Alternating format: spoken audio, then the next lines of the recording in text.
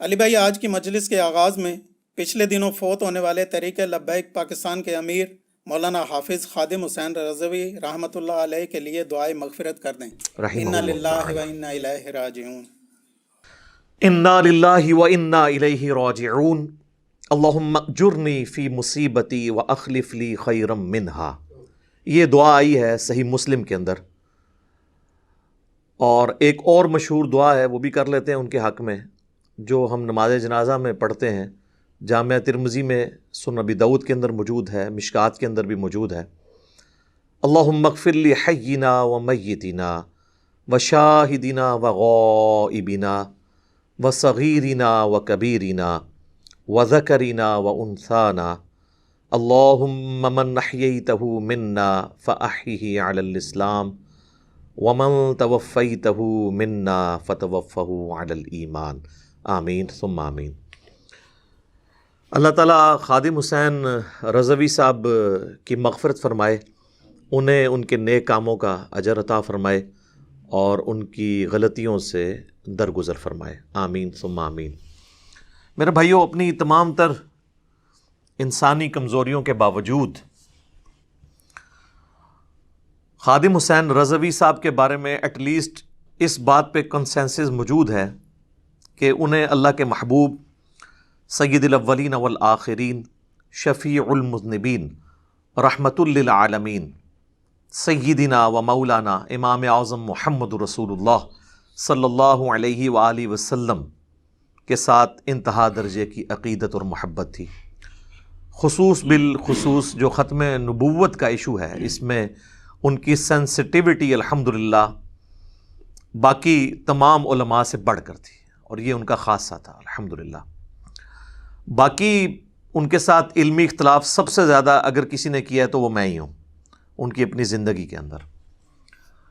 علمی اختلاف اپنی جگہ، لیکن جب کوئی شخص دنیا سے چلا جاتا ہے تو پھر ہم اس کے لیے دعائے خیر ہی کریں گے کہ اللہ تعالیٰ اس کے لیے اگلی زندگی آسان فرمائے۔ لیکن اب بھی جہاں کہیں بھی کوئی علمی اختلاف آئے گا تو انشاءاللہ ہم اسے ضرور ہائی لائٹ کریں گے، اس کی بنیاد کے اوپر کسی کی تکفیر نہیں کریں گے، کسی پہ فتویٰ نہیں لگائیں گے، لیکن علمی اختلاف جو ہے یہ تو ہمارا حق ہے، اور چونکہ ٹاپ پرائورٹی اللہ اور اس کے محبوب صلی اللہ علیہ وآلہ وسلم کی مبارک تعلیمات ہیں، ان کو ہم نے پہلے نمبر پہ دیکھنا ہے۔ تو نبی صلی اللہ علیہ وآلہ وسلم کے ساتھ جو ان کی محبت تھی وہ ایک یونیک محبت، اس میں کوئی شک نہیں ہے۔ اس میں ظاہر ہے ان سے اختلاف کیا جا سکتا ہے کہ ایک معاملات کے اندر ایکسٹریم رویے یا عقیدے کے اندر بعض جگہ انتہائی غلو پایا جاتا تھا، وہ ہم اختلاف کرتے ہیں، لیکن اس میں کوئی شک نہیں ہے کہ ان کی ساری محبت اخلاص پر مبنی تھی، اور پوری زندگی انہوں نے اس کے لیے صرف کی، اس میں کوئی شک نہیں ہے۔ اور بریلوی مکتب فکر اس کو ایک دفعہ انہوں نے زندہ کر دیا اپنی جوش دار تقاریر کے ذریعے، لوگوں کا خون گرمانے والی گفتگو کے ذریعے، اور خصوص بالخصوص جو لوگ پنجابی زبان جانتے ہیں ان کو زیادہ ٹیسٹ آتا تھا ان کی گفتگو کا جو وہ پنجابی میں کرتے تھے۔ وہ ٹپیکل پنجاب کی جو ایک لینگویج میں اثر ہے اور چند الفاظ کے اندر، تو وہ ان کی ایک خاصیت تھی جس کی وجہ سے لوگ ان سے محبت کرتے تھے، اور اس کی پریکٹیکل اپلیکیشن آپ نے ان کے جنازے کی شکل میں دیکھ لی ہے۔ ان کا جنازہ جو ہے وہ یعنی پاکستان کی ہسٹری میں چند بڑے جنازوں میں سے ایک جنازہ ہوا ہے۔ ہفتے کے دن 11 بجے 21 نومبر 2020 کو، ڈیتھ ان کی 19 نومبر کو ہوئی تھی 2020۔ لاہور کی ہسٹری میں آج تک جتنے جنازے ہوئے ہیں ان میں یہ تیسرا بڑا جنازہ ہے، یعنی میرے علم کی حد تک۔ پہلا جنازہ 1979 کے اندر مولانا مودودی رحمہ اللہ تعالیٰ کا جنازہ تھا۔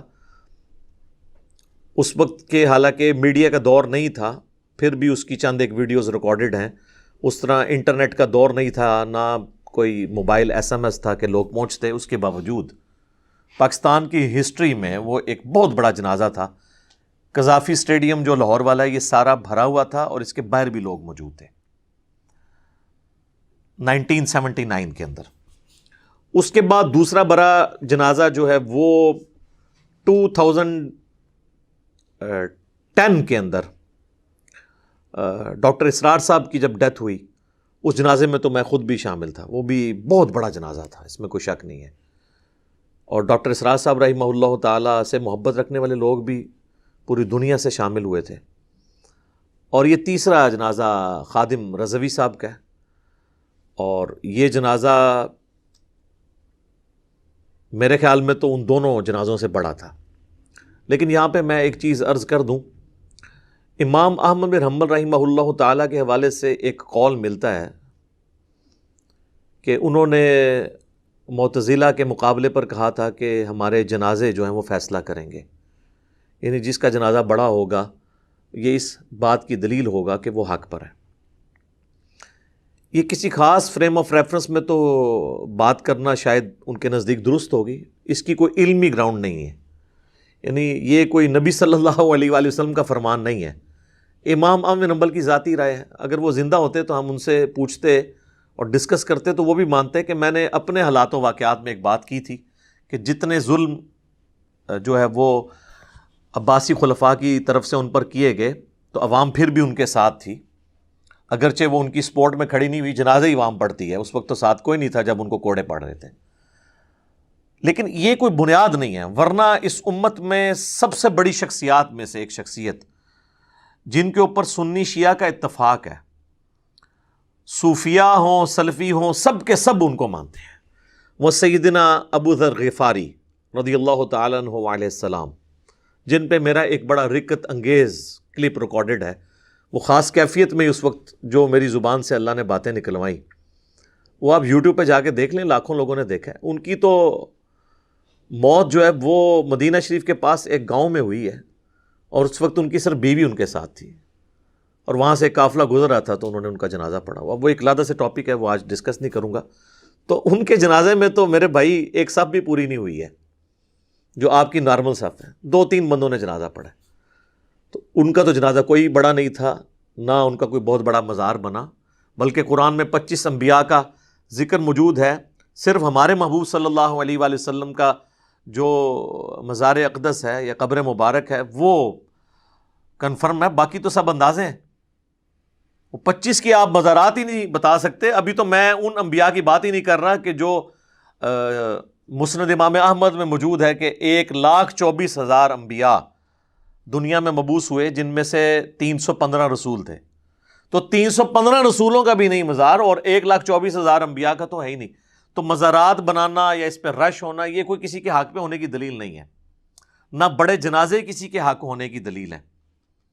ہو بھی سکتے ہیں اگر وہ علمی طور پہ حق پہ ہو، کیونکہ اب خادم رضوی صاحب کے جو ماننے والے لوگ ہیں، کیا مودودی صاحب کا اتنا بڑا جنازہ، اور اس کے بعد ڈاکٹر اسرار صاحب کا جنازہ، اور اس کے بعد جنید جمشید صاحب کا جنازہ، اتنے بڑے بڑے جنازوں کو دیکھ کے وہ ان کو حق پہ ماننے کے لیے تیار ہوں گے؟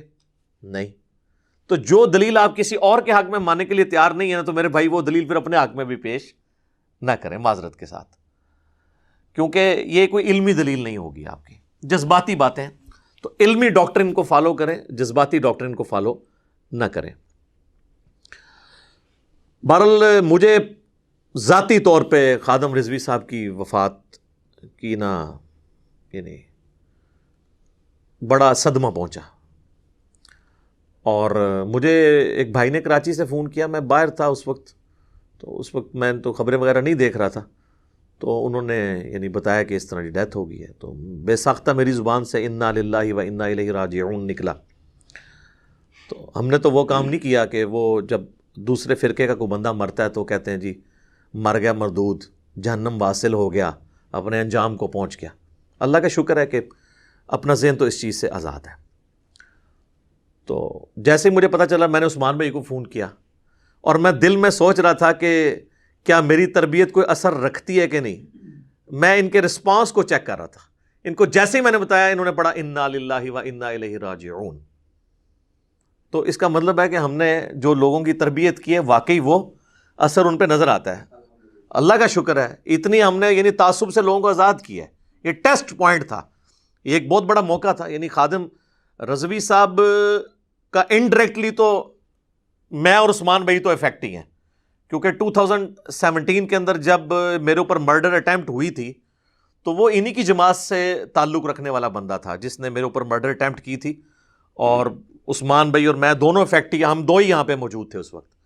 تو بہرحال اللہ تعالیٰ نے حفاظت کی. اور یہ میں پہلی دفعہ آن ایئر اس کو یعنی ڈسکس کر رہا ہوں، اس لیے نہیں کہ وہ فوت ہو چکے ہیں، ان کی زندگی میں مجھے کوئی ڈر تھا ان سے، اس لیے کہ میں نے پہلی بات کی کہ وہ اپنے آپ کو منسوب کرتا تھا اور بعد میں ہم نے اسے معاف بھی کر دیا، کوئی پیسے سے نہیں لیے، بالکل معاف کر دیا. یعنی وہ ان کے ساتھ اپنے آپ کو منسوب کر رہا تھا، اس کا قطعاً مقصد نہیں کہ انہوں نے لانچ بھی کیا اسے. اس کے باوجود مجھے یعنی ذاتی طور پہ ان کی ڈیتھ کا غم ہے، اس حوالے سے کہ پاکستان کے ماحول کے اندر جہاں پر چند نام نہاد لبرل قسم کے لوگ، سیکولر قسم کے لوگ، یا ایک ماڈرن ایج اسکالرز اپنے آپ کو ڈکلیئر کرنے والے لوگ، انہوں نے جس طرح ماحول ریلیجن کے پوائنٹ آف ویو سے خراب کیا ہوا تھا، اس میں خادم رضوی صاحب ایک ڈیٹرنس تھے ان لوگوں کے اوپر جو اس ملک کو جو ہے وہ اسلام سے دور لے جانے کی کوششیں کرتے تھے اور ایک بڑا آزاد خیال قسم کا اسلام پیش کرنے کی کوشش کرتے تھے. اس میں خادم رضوی صاحب سے بھی کچھ جگہ پہ غلو ہوا ہے، اور میں نے ہی جرت کی ہے اس میں اختلاف کرنے کی. چاہے وہ پشاور کورٹ کے اندر وہ انسیڈنٹ ہوا تھا جو گستاخ رسول والا، اس پہ میں نے کاؤنٹر نیریٹو دیا تھا کہ ایکسٹرا جوڈیشل ایکٹیویٹی اسلام میں، چاہے توہین مذہب کے نام پہ ہو، توہین عدالت کے نام کے اوپر ہو، یا غداری وطن کے سرٹیفکیٹ کے نام کے اوپر ہو، کوئی مذہبی جماعت کرے، کوئی سیاسی جماعت کرے، کوئی ریاستی ادارہ کرے، ایکسٹرا جوڈیشل ایکٹیویٹی اسلام میں حرام ہے. ٹھیک ہے، تو میں نے اس پر ڈسکس کیا تھا. اور حال ہی میں ہمارے جو عمران بھائی کی شہادت ہوئی ہے خوشاب کے اندر، جو بینک مینیجر تھے، اس میں نے ہی یعنی فرنٹ سے لیڈ کر کے اس معاملے کو یعنی جذباتی طور پہ نہیں، علمی طور پہ ڈسکس کیا ہے. باقی تو علماء کے تو بیانات بھی آئے ہیں، تو وہ مطلب وہ روٹ کاز انالیسز نہیں کر رہے ہیں. وہ بھی سوشل میڈیا کے اوپر اگر ہنگامہ کھڑا نہ ہوتا تو انہوں نے پھر اس جاہل گن مین کے ساتھ کھڑا ہو جانا تھا. لیکن اس میں نے بار بار ریکویسٹ کی تھی کہ خادم رضوی صاحب خود بیان دیں، انہوں نے بیان نہیں دیا. ہو سکتا ہے ان کو موقع نہ ملا ہو، ہم حسن ظن رکھتے ہیں، لیکن ان کا میں نے کہا تھا بیان آنا ضروری ہے، کیونکہ وہ چونکہ ڈرائیونگ سیٹ کے اوپر ہیں، ان کا بیان دینا کسی بھی حکومتی عہدیدار یا کسی بھی ریاستی ادارے کے عہدیدار کی ٹویٹ سے زیادہ بھاری ہے، کیونکہ ان کی تو فین فالوئنگ ہی کوئی نہیں ہے. تو ہم نے ہمیشہ یعنی علمی طریقے سے ان کی وہ جو ایک غلو کسی معاملے میں آتا تھا، میں اختلاف کرتا تھا، لیکن اس کے باوجود مجھے ان کے اخلاص میں کوئی شک نہیں ہے.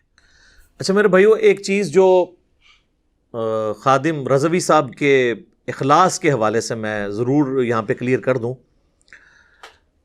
کہ 2016-17 کے جو دھرنے تھے، جو پچھلی حکومت نے ختم نبوت کے حوالے سے ایک سازش کی، چاہے وہ اعلی کار بنے یا خود کی، وہ ایک الگ بات. اس میں کوئی شک نہیں ہے کہ بعض نادیدہ قوتوں نے ان کو فیسیلیٹیٹ کیا ان دھرنوں کے لیے. ہمارے پاس فرسٹ ہینڈ نالج موجود ہے، لیکن میں اس کو ڈسکس نہیں کرنا چاہتا. لیکن اس میں بھی یاد رکھیے گا کہ خادم رضوی صاحب نے وہ ان قوتوں کو خوش کرنے کے لیے دھرنا نہیں دیا تھا، ورنہ اس حکومت جس کے پیچھے وہ نادیدہ قوتیں کھڑی ہوئی ہیں، اس میں بھی انہوں نے 2 دھرنے دے کے وہ 2 + 2 والا 2 برابر ہے 2 کے وہ حساب پورا کر دیا. اور پچھلے دنوں جو ان کی ایک ویڈیو آئی جس میں انہوں نے کہا کہ جی ایکس پرائم منسٹر کو مخاطب کر کے کہ تم بتاؤ کہ کس نے یہ ختم نبوت کی قانون میں ترمیم کے لیے کوشش کی تھی، تو پھر میں بتاؤں گا کہ ان دھرنوں کے پیچھے کون تھا. تو بعض لوگوں نے اس کا مطلب لیا کہ وہ پھر یہ ان کا نام لیں گے. ایسا نہیں تھا. آج 1-2 دن پہلے، بلکہ ان کے جنازے سے پہلے ہی ان کے شاگرد کی ویڈیو بھی آ گئی تھی کہ جی وہ اپنے شاگردوں کو نے بتایا تھا، وہ اس کو روحانی طور پہ بیان کر رہے تھے کہ مجھے نبی علیہ السلام کی طرف سے حکم تھا.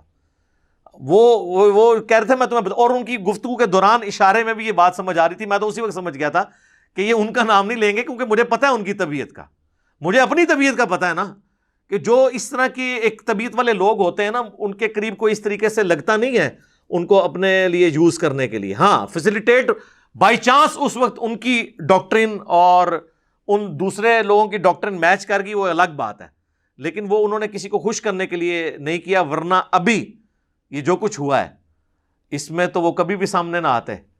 اور جتنے شد و مد کے ساتھ اس دھرنے میں نومبر 2020 والے میں وہ شریک ہوئے ہیں، 104 کے قریب ان کو بخار تھا اور پھر وہ ٹریگر کر گیا، بڑی مشکل سے انہوں نے تقریر کی ہے، تو وہ کبھی بھی سامنے نہ آتے. اور اس میں تو زیادہ ان کو تکلیف اٹھانی پڑی، سب سے زیادہ تکلیف دہ دھرنا یہی تھا کیونکہ ان کے اوپر شیلنگ بھی ہوئی. تو لہٰذا یہ اگر کسی کے دماغ میں ہے نا تو وہ اپنے دماغ سے نکال دے. میں بالکل علا وجہ بصیرت سمجھتا ہوں کہ ان کے اخلاص میں 1% بھی شک نہیں ہے. وہ جو کچھ بھی کرتے تھے اخلاص کے ساتھ، جس چیز کو وہ درست سمجھتے تھے، مطلب اس میں آپ اختلاف کر سکتے ہیں طریقے کے اوپر بھی، لیکن وہ کسی دنیاوی منفعت کے لیے نہیں کرتے تھے. اور ان کی زندگی درویشی کی گزری ہے. آپ دیکھیں جتنے بھی بڑے علماء آپ دیکھیں، یہ جب مرتے ہیں تو اپنے دینی کیریئر کے اینڈ کے اوپر کروڑوں کا بینک بیلنس اور جائیدادیں چھوڑ کے جاتے ہیں. لیکن خادم رضوی صاحب کی تو وہی درویشی کی زندگی گزری ہے. ان کا آپ گھر دیکھ لیں، ان کا لیونگ سٹینڈرڈ دیکھ لیں، کوئی فرق نہیں پڑا ان کے اندر. تو اس سے پتہ چل جاتا ہے کہ کوئی شخص جو ہے وہ اس نے کوئی دنیاوی منفعت حاصل کی ہے. باقی وہ دھرنے کے جو اخراجات تھے وہ ظاہر کتنے لوگ ہیں جو اللہ کے نام کے اوپر ان کو دے دیتے تھے کہ بھئی آپ چلیں ہماری طرف سے کھانا کھلا دیں. وہ تو ظاہر سب سے بڑا مکتب فکر ہے پاکستان کا، ان کے لیے تو مینیج کرنا کوئی مسئلہ نہیں ہے. پولیٹیکل پارٹیز کو پیسے اکٹھے کرنے پڑتے ہیں، مذہبی لیڈروں کو تو لوگ خود آگے دیتے ہیں، لیکن انہوں نے کبھی پیسے کا مس یوز اپنی ذات کے لیے نہیں کیا. یہ میں ان کو پرسنلی جانتا ہوں کہ وہ اس اعتبار سے بالکل فیئر آدمی تھے.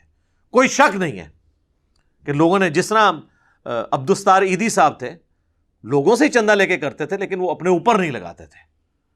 ان کی زندگی اسی طریقے سے جو ہے وہ سادگی کے ساتھ گزری ہے. لہذا خادم رضوی صاحب کے اخلاص کے حوالے سے میں 100% اللہ تعالیٰ سے حسن ظن رکھتا ہوں ان کے بارے میں کہ وہ الحمدللہ ایک مخلص آدمی تھے. ایون میں آپ کو بتاؤں، یہ جو جس واقعے کی وجہ سے یہ لوگ ایک پوری جماعت تحریک لبیک پاکستان اوپر آئی ہے، اور سٹارٹ اس کا جو ہوا تھا وہ ممتاز قادری کی پھانسی سے ہوا تھا 29 فیبروری 2016. اس وقت یہ پہلی دفعہ منظر عام پہ خادم رضوی صاحب آنا شروع ہوئے. تو چونکہ میں ان کو بہت پہلے سے جانتا تھا، عوام الناس تو ان کو نہیں جانتی تھی. اچھا، ٹیلنٹ چھپا نہیں رہتا، دنیا میں کسی کونے میں بھی ٹیلنٹ ہے نا، وہ سامنے آ جاتا ہے. یہ دیکھیں، یہ اپنی زندگی کے ان 4 سالوں میں ہی عوام کے سامنے آئے ہیں.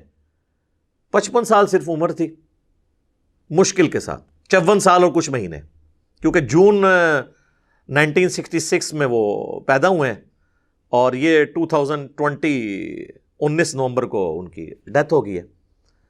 تو یہ ان کی زندگی کے جو آخری 4 سال ہیں نا، 50 کراس کرنے کے بعد یہی ان کو پاکستانی عوام جانتی تھی. لیکن میں ان کو بہت پہلے سے جانتا تھا. ان کی جو سپیکنگ پاور ہے، مجمع باندھنے کی ان کی صلاحیت، میری بھی داڑھی بھی نہیں نکلی تھی تو ہمارے جہلم شہر میں میری گلی میں ہی وہ مدرسہ ہے جہاں سے انہوں نے حفظ اور تعلیم حاصل کی ہے. اور وہ میرے گھر سے اتنی دور ہے وہ مدرسہ اور مسجد جہاں میں نے پوری زندگی نمازیں پڑھی، میرے ایون والد صاحب بھی، میرے دادا ابو بھی، کہ اگر مسجد میں اقامت شروع ہونا تو میں تکبیر اولیٰ پکڑ سکتا ہوں.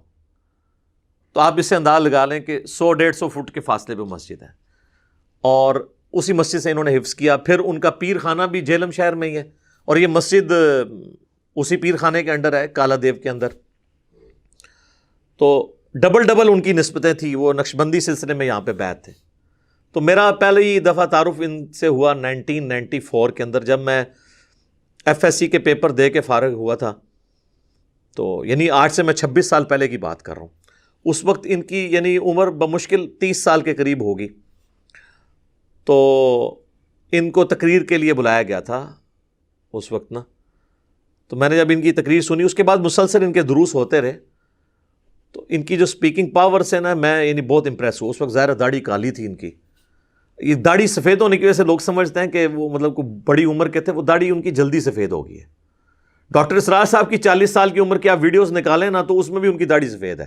اب میری آپ دیکھیں ماشاءاللہ 43+ ہو چکی ہے، چاند ایک بال سفید ہے داڑھی کے. بالوں کے جلدی ہو جاتے ہیں. تو اس وقت ان داڑھی کالی تھی. اور وہ ایکسیڈنٹ تو ظاہر ان کا ریسنٹلی ہوا جس کی وجہ سے ان کی ٹانگیں کام کرنا چھوڑ گئے، ادروائز تو پہلے بالکل ٹھیک تھے یہ. تو مجھے ان کا آئیڈیا تھا جب 2016 میں یہ منظر عام پہ آئے نا خادم رضوی صاحب، وہ ممتاز قادری والے ایشو کے اوپر پہلا دھرنا انہوں نے جب سٹارٹ کیا نا، مجھے اس وقت آئیڈیا ہو گیا تھا کہ یہ بندہ اب جو ہے نا یہ ڈرائیونگ سیٹ پہ آ جائے گا. اس وقت میں نے ایک دو ویڈیوز ان کو مخاطب کر کے ریکارڈ کی اور بائی نیم ان کو مخاطب کیا اور بڑے احترام کے ساتھ ان کی تصویر بھی تھم نیل پہ لگائی.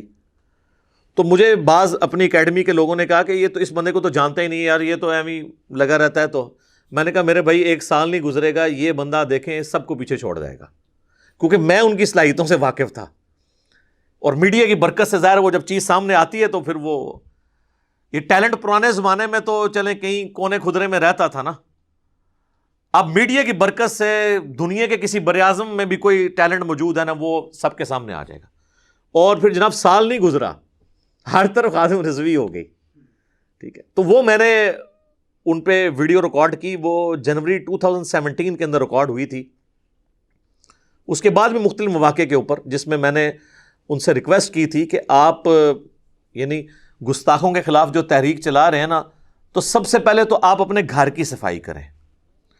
آپ کی اپنی مکتب فکر کی چھپی ہوئی تصوف کی کتابوں کے اندر جو جو گستاخانہ عبارات موجود ہیں، مثلا کشف المحجوب کے اندر، تذکرۃ الاولیاء کے اندر، حشت بہشت کے اندر، وہ میں نے چیزیں اس وقت ہائی لائٹ کی تھی کہ آپ اپنی اصلاح کریں اس حوالے سے. اور اس کو ہم نے علمی چیلنج کے نام سے اپلوڈ کیا تھا، جس کا بعض لوگوں نے غلط مطلب لیا کہ میں نے ان کو مناظرے کا چیلنج کر دیا. میں نے کیوں مناظرے کا چیلنج کرنا ہے؟ ہمارا تو شروع سے یہ پالیسی ہے کہ ہم عوام کی عدالت میں مقدمہ رکھیں گے. وہ تھا علمی چیلنج. علمی چیلنج کا مطلب ہے، اور میں نے اس پہ بریف بھی کیا تھا کہ میں یہ عبارتیں آپ کے سامنے رکھ رہا ہوں، آپ اپنی پبلک کو علمی طور پہ سیٹسفائی کریں. چیلنج انگلش زبان میں کہتے ہیں جو مشکل صورتحال درپیش ہو اسے کہتے ہیں یہ چیلنجنگ ہے. یہ نہیں ہوتا کہ آگے میرے ساتھ مناظرہ کر لے. لوگ سمجھتے ہیں چیلنج کا مطلب مناظرہ ہے یا مجادلہ ہے. نہیں، چیلنج ہے یہ آپ کے لیے کہ اس کو حل کریں اور اپنی عوام کو بتائیں کہ کل تک اشرف علی تھانوی رسول اللہ کے اوپر تو آپ فتوے دیتے تھے، ہم بھی آپ کے ساتھ تھے. اب چشتی رسول اللہ نکلا ہے حشت بہشت کے اندر تو اس پہ وہی فتویٰ چاہیے. آپ ہی ہمیں بتایا کرتے تھے کہ با خدا دیوانہ باش با محمد ہوشیار، کہ دیوانگی صرف اللہ کے لیے ہو سکتی ہے. محمد رسول اللہ کے لیے دیوانگی کرو گے تو بیڑا غرق ہو جائے گا اگر کوئی گستاخانہ الفاظ نکل گئے.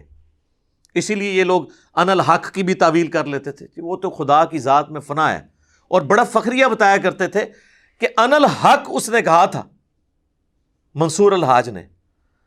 اگر وہ کہتا نا انا محمد تو ہم اس کی بات کی تعویل بھی نہ کرتے، اسے گستاخ ڈکلیئر کرتے.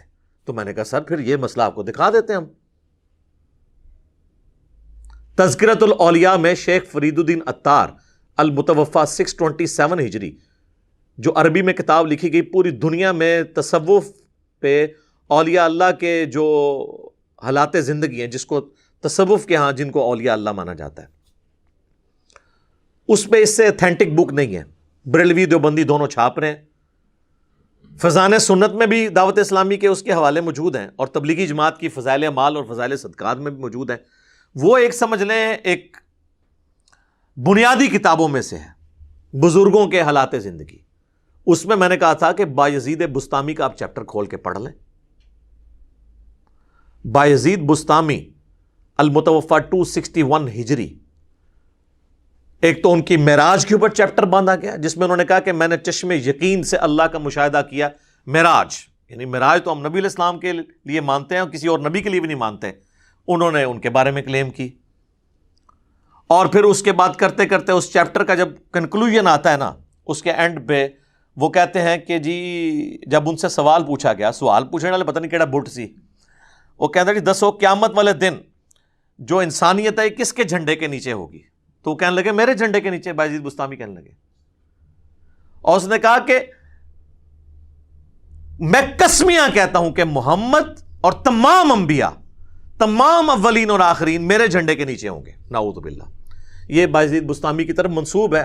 ہم بزرگوں کے بارے میں ایک ٹن حسن ظن رکھ لیتے ہیں کہ انہوں نے نہیں کہا ہوگا، اور جو لکھنے والے ہیں وہ خود بزرگ ہیں، شاید انہوں نے بھی نہ لکھا ہو، بعد میں کتابوں میں کسی نے ڈال لیا ہو، تو پرنٹنگ بند کرو نا کتاباں دی، منطقی انجام تو یہ ہے نا۔ اور پھر وہ کہتے ہیں کہ اس سے بھی آگے جا کے کہتے ہیں لوائی اعظم من لوائی محمد، میرا جھنڈا محمد کے جھنڈے سے بھی بڑا ہوگا، وَلِعُوذُ بِاللَّهِ تَعَالَى، نعوذ باللہ من ذالک۔ تو اور فرید الدین عطار صاحب اس کی تعویل کرتے ہیں کہ یار وہ اصل میں نا اس طرح کے کلمات ان کے منہ سے نکل جاتے تھے، وہ اس لیے نہیں کہ یہ کوئی اپنے آپ کو نبی علیہ السلام سے بڑا سمجھتے تھے، وہ اس لیے کہ ان کے منہ سے اللہ بول رہا تھا، اور اللہ کا جھنڈا تو محمد کے جھنڈے سے بڑا ہی ہوگا۔ یہ دیکھیں تعویل کتنی بڑی، بھائی قیامت والے دن تو جھنڈا ہونا ہی ایک ہے۔ بخاری اور مسلم دونوں میں حدیث شفاعت کھول کے دیکھ لیں، نبی علیہ السلام نے فرمایا کہ میں اولین اور آخرین کا سردار اور خطیب ہوں اللہ کی بارگاہ میں، قیامت والے دن میرے ذریعے شفاعت کا دروازہ کھلے گا۔ سب سے پہلے صحیح مسلم میں آتا ہے کہ سب سے پہلے میں قبر سے نکالا جاؤں گا، سب سے پہلے میں شفاعت کروں گا، اور سب سے پہلے میری شفاعت قبول کی جائے گی۔ اور صحیح مسلم میں ایک اور حدیث ہے کہ قیامت والے دن سب سے پہلے میں جنت کے دروازے پہ جاؤں گا اور دستک دوں گا، اور پوچھنے والا پوچھے گا تو میں بتاؤں گا کہ محمد ہوں میں صلی اللہ علیہ وآلہ وسلم، تو مجھے وہ داروغہ جنت کہے گا کہ مجھے حکم بھی یہی تھا کہ میں آپ کے نام کے سوا کسی اور کے نام کے اوپر دروازہ نہ کھولوں۔ صلاۃ بر محمد و آل محمد، اللہم صلی علی محمد و علی آل محمد۔ تو سر یہ ہے مسلم شریف کی حدیثیں، اور یہ ہے میرے امام مسلم جن کی کنیت ہے ابو الحسین مسلم بن حجاج القشیری، مولا حسین کے نام پہ انہوں نے اپنے بچے کا نام رکھا اور اپنی کنیت، اور یہ 261 ہجری میں فوت ہوئے ہیں، آج چل رہی ہے 1442 ہجری 1442۔ اور مزے کی بات بایزید بستامی بھی 261 میں فوت ہوئے ہیں، لیکن ان کی کنیت ہے ابو یزید تیفور بن عیسیٰ البستامی، بعض بستامی بھی پڑھتے ہیں، دونوں طریقے سے ٹھیک ہے۔ تو اس لیے میں کہتا ہوں کہ آپ ابو الحسین کی لکھی ہوئی احادیث کو فالو کریں، ابو یزید کے لکھے ہوئے تعلیمات کو فالو نہ کریں۔ اور پھر آپ دیکھیں کہ اتنا بڑا دعویٰ کہ ان کے منہ سے اللہ بول رہا تھا۔ یار یہ عقیدہ تو محمد رسول اللہ کے بارے میں نہیں ہے ہمارا صلی اللہ علیہ وآلہ وسلم، ہمارے ماں باپ ان پہ قربان، ان کے بارے میں بھی آیا وَمَا يَنطِقُ عَنِ الْهَوَىٰ إِنْ هُوَ إِلَّا وَحْيٌ يُوحَىٰ، یہ محمد صلی اللہ علیہ وآلہ وسلم اپنی خواہش نفس سے کچھ نہیں کہتے، یہ وہی کہتے ہیں جو اللہ ان کو وحی کرتا ہے۔ تو قرآن اللہ کا کلام ہے، نبی صلی اللہ علیہ وآلہ وسلم پر نازل ہوا ان کے سینے پر، ہم یہ نہیں کہتے کہ اللہ ان کے منہ سے بولتا تھا۔ یہ تو ہمارا عقیدہ امام کائنات صلی اللہ علیہ وآلہ وسلم کے بارے میں نہیں ہے، اور آپ یہ عقیدہ بایزید بستامی کے بارے میں رکھتے ہیں۔ اور یہ سیم جملے کہ ان کے منہ سے بولنے والی حق تعالیٰ کی زبان تھی، کشف الماجوب میں علی بن عثمان حجویری جن کے مزار کے اوپر المتوفہ 465 ہجری ہمارے یہ بابا جی خادم رضوی صاحب اکثر جایا کرتے تھے، اور ایون وہ کتاب بھی دکھایا کرتے تھے کہ جی یہ کشف الماجوب جو ہے نا، جس کا کوئی پیر نہیں اس کتاب کو پڑھ لے۔ اس کتاب میں بھی بایزید بستامی کے بارے میں یہی لکھی ہوئی ہے تعویل کہ یہ جو کہا کرتے تھے نا سبحانی سبحانی ما اعظم شأنی، میں پاک ہوں میری شان کتنی بلند ہے، تو وہ کہتے ہیں اللہ ان کے منہ سے بولتا تھا، ورنہ تو کوئی اپنے آپ کو پاک نہیں کہہ سکتا، وہ اللہ کہہ رہا ہوتا تھا میں پاک ہوں، اور زبان ان کی ہوتی تھی۔ تو یہ سیم تعویل وہاں پہ ہوئی ہے، بلکہ ادھر تو معاملہ اور بگڑ گیا۔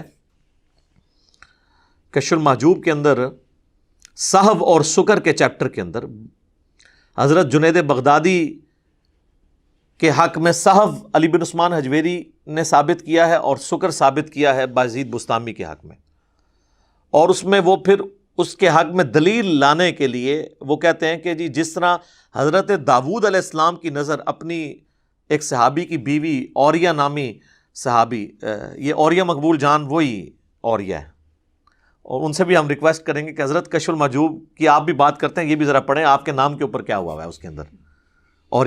اوریہ صحابی، حضرت داود کا اس کی بیوی پہ نظر پڑ گئی ان کی، اور پھر وہ پورا ایک واقعہ من گھڑت جو تورات کے اندر ٹیمپرڈ فارم میں موجود ہے، ہماری تصوف کی کتابوں میں آیا، اور نعوذ باللہ انہوں نے اس اوریہ کو جنگ میں بھیج کے قتل کروا کے خود اس کی بیوی کے ساتھ شادی کر لی. یہ پورا ایک واقعہ ہے, اس کی طرف انہوں نے اشارہ کیا ہے اور کہا کہ وہ جنید بغدادی جو ہے نا وہ اس صحف کے اوپر تھے. حضرت داؤد علیہ السلام پہ اللہ نے گرفت اس لیے کی کہ وہ حالت صحف میں تھے, یعنی ہوش کے اندر تھے. یہ صحف سین والا نہیں ہے, وہ سجدہ صحف تو ہوتا ہے نا بھول, یہ سواد والا صحف ہے جان بوجھ کے, نعوذ باللہ. اور کہتے ہیں کہ اسی طرح کا ایک واقعہ ہمارے نبی علیہ السلام کے بارے میں معاذ اللہ, کہ جس میں ان کی نظر جو ہے وہ زید ابن حارثہ جو ان کے منہ بولے بیٹے تھے ان کی بیوی زینب کے اوپر پڑی, اور وہ زینب اپنے خاوند پہ حرام ہو گئی. اور پھر یعنی نبی علیہ السلام نے بعد میں ان سے شادی کر لی. تو وہ کہتے ہیں کہ نبی علیہ السلام کی جو نظر پڑی تھی نا ان کی بیوی کے اوپر, تو نبی علیہ السلام حالت سکر میں تھے, یعنی آپ اپنی ہوش میں نہیں تھے. سکر کہتے ہیں کہ, اور وہ کہتے ہیں نہیں اس مدوشی سے مراد ہے اللہ کی شان میں معاف ہو جائیں.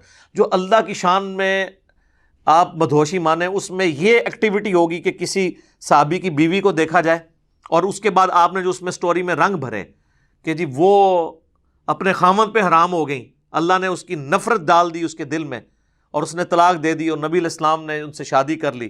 یہی تو غیر مسلم واقعات پیش کرتے ہیں. ایون پیر کرم شاہ صاحب الازہری جنہوں نے کشف المحجوب کا مقدمہ لکھا ہے, انہوں نے اتنی تعریف کی ہے اس کتاب کی, لیکن انہوں نے اس واقعے میں جو گڑبڑ ہوئی ہے وہ اس کو ہائی لائٹ نہیں کیا, اور الٹا انہوں نے ضیاء القرآن پبلیکیشن نے جو ان کی ضیاء القرآن تفسیر شائع کی ہے اس میں انہوں نے سورۃ الاحزاب کی ان آیات کے کانٹیکسٹ میں لکھا ہے کہ یہ غیر مسلموں کی سازش ہے. اسلامی کتابوں کے اندر یہ واقعہ جو آیا ہے سیدہ زینب کا, اور کشف المحجوب میں وہ واقعہ آیا ہوا ہے, اور اس میں وہ لکھتے ہیں کہ وہ حالت سکر میں تھے, اور اس سے بایزید بستامی کا سکر ثابت کیا. بایزید بستامی کا سکر ثابت کرتے کرتے نبی علیہ السلام کو سکر میں شامل کرتی. یا پیغمبر نہیں سکر میں جاتے. ما ضل صاحبکم وما غوا, تمہارے نبی نہ کبھی بہکے ہیں نہ کبھی بہرا چلے ہیں.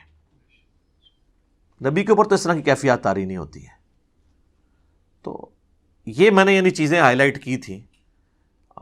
یہ تینوں حوالے یعنی میں ریپیٹ کر دیتا ہوں کیونکہ جو لوگ اب آگے ان کا مشن لے کے چل رہے ہیں, ہم آپ کے ساتھ اس مشن میں ہوں گے. فرانس تک تو ہماری پہنچ نہیں ہے, ہم صرف دھرنے دے کے ہی ان کے سفیر کو نکلوا سکتے ہیں یا کوئی اور ایکٹیویٹیز کروا سکتے ہیں, لیکن جو ہمارے گھر کے اندر گندگی موجود ہے اس کو تو ہم خود صاف کر سکتے ہیں نا. ایک دھرنا ہم ان پبلیکیشنز کے دفاتر کے باہر نہیں دے سکتے جو یہ کتابیں چھاپ رہے ہیں, تذکرۃ الاولیاء چھاپ رہے ہیں. میں نام نہیں لیتا ان پبلشرز کے, یہ نہ ہو کوئی مجاہد ملت پہنچ ہی جائے. تذکرۃ الاولیاء کتاب, کشف المحجوب اور حشت بہشت. تذکرۃ الاولیاء سے میں نے وہ والا دے دیا, لوائی اعظم من لوائی محمد, میرا جھنڈا نعوذ باللہ محمد کے جھنڈے سے بڑا ہوگا. اور کشف المحجوب سے میں نے صاحب اور سکر کا واقعہ بیان کر دیا, اور حشت بہشت کے اندر وہ چشتی رسول اللہ والا واقعہ. اور پھر الٹی تعویل کرتے ہیں, وہ کہتے ہیں جی اس میں لکھا ہوا ہے کہ معین الدین چشتی اجمیری المتوفی 633 ہجری ان کی طرف منسوب ہے. ہم نہیں کہتے کہ ان بزرگوں نے کہلوایا ہوگا, لیکن کتابوں میں تو چھپا ہوا ہے. وہ کہتے ہیں وہ اس میں لکھا ہوا ہے حضرت خاص کیفیت میں تھے جب انہوں نے اپنے مرید سے کلمہ پڑھوایا, اور بعد میں انہوں نے یہ کہہ بھی دیا تھا نا کہ میں نے چیک کرنے کے لیے پڑھوایا, کلمہ وہی ہے. تو سر اس سے تو مسئلہ حل نہیں ہوتا. اگر کوئی چیک کرنے کے لیے بھی غلط کلمہ پڑھوائے, اس کے بعد اس کو اس کفر سے توبہ کرنی ہوگی, اور صرف توبہ لازم نہیں ہوگی, بیعت بھی ٹوٹ چکی. اس میں تو انہوں نے بیعت کر لیا, تو ان کی تو اپنی بیعت ٹوٹ گئی تھی کیونکہ انہوں نے کلمات کفر کہلوائے تھے. تو اب جس کی اپنی بیعت ٹوٹ چکی ہے ان کو چاہیے تھا, وہ کہتے ہیں کہ بیٹا میں یہ کفریات تیرے سے بلوانے کی وجہ سے, اگرچہ ٹیسٹ کے لیے بلوائے, تو میں پہلے خود بیعت ہو کے آتا ہوں, پھر تجھے بیعت کرتا ہوں اور نکاح بھی پڑھواتا ہوں, کیونکہ نکاح بھی ٹوٹے گا, خالی بیعت نہیں ٹوٹے گی. تو یہ تو بہت بڑے پرابلم شروع ہو جائیں گے. اور یہ ہے با خدا دیوانہ باش با محمد ہوشیار. یہ با محمد ہوشیار والا مسئلہ ہے, یہاں نہیں کوئی. کہتے ہیں خاص حالت میں تھے. تو میں اس کے اوپر خادم رضوی صاحب رحمہ اللہ تعالی کا جملہ بولوں گا کہ یار انہوں الکانا جانو, جیڑا پونکدا جے نبی اتے پونکدا جے, آ کے اس گستاخی نو ہلکا نہ جانو. تو سر ہم بھی یہ کہہ رہے ہیں انہوں ہلکا نہ جانو خاص حالت میں. بھئی خاص حالت میں آپ نے یہی کام کرنا ہے. چلو اللہ کے لیے ہوتا تو ہم تعویل مان لیتے, اور وہ جو مسلم شریف کی ایک حدیث بڑی ڈھونڈ ڈھانڈ کے لے آتے ہیں، وہ جو ایک توبہ کرنے والے کا واقعہ ہے کہ اللہ کے محبوب صلی اللہ علیہ وآلہ وسلم نے مثال بیان کی اس شخص کی جو